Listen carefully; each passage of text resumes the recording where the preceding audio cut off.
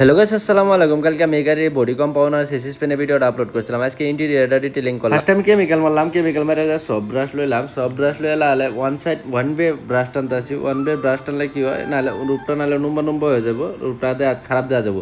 তারপরে যে পেনাল্টি আছে, আমি পেনাল্টি ভালো করে কেমিক্যাল মারছি, কেমিক্যাল মারে মারে ভালো করে চিপা চাপা জায়গা যা আছে সব ব্রাশ মারে মারে সাফ করতে আসি। যদি সাফ না করা হয় তো এই বস্তুটি আর কি তিতি পরে যাবো, তিতি পরার পরে আর কি সাফ হবো না। তারপরে যে দূর সাইডে কাপড় লাগাতে হয়, কাপড়টাও আমি ভালো করে কেমিক্যাল মারলাম, কেমিক্যাল মেরে ভালো করে ব্রাশ মেরে সাফ করলাম। আর যদি ভাবতেছেন interior detailing CC paint body compound করবার লেগে ভিজিট করবেন silver happy car washing centre. তারপরে আমি ডিগ্গি ডোর সাইড চ্যানেলটি খুললাম, সবটি চ্যানেল খুললে সাইডে যে মামল লাগতেছে আর জঙ্কার পরে গেছে, এটার লেগে ভালো করে কেমিক্যাল মেরে সাফ করে দিলাম। তারপর আমি মিনজার না ওয়াটারপ্রুফ ব্যাক্স যেটা আছে অ্যাপ্লাই করলাম, ফুল গাড়ি লিয়ে অ্যাপ্লাই করে 4 ঘন্টার লেগে রেখে দিলাম। 4 ঘন্টা রেখে হলে তারপরে যে মেশিনটা মারলাম, মেশিন মারাতে অন ওয়াটারপ্রুফ হয়ে গেছে ফুল বডি গাড়ির। ওনা পানি পড়লো আর কি, পানিটা বডির মধ্যে লাগে থাকবো না, অটোমেটিক নিচে নামে পড়বো। এই গাড়ির আগে 2টা পার্ট আপলোড আছে, যদি না দেখে তখন যা দেখেন যে। আর লাস্টে কিরকম আছে ভিডিওটা কমেন্ট করে জানাবেন। আসসালামু আলাইকুম।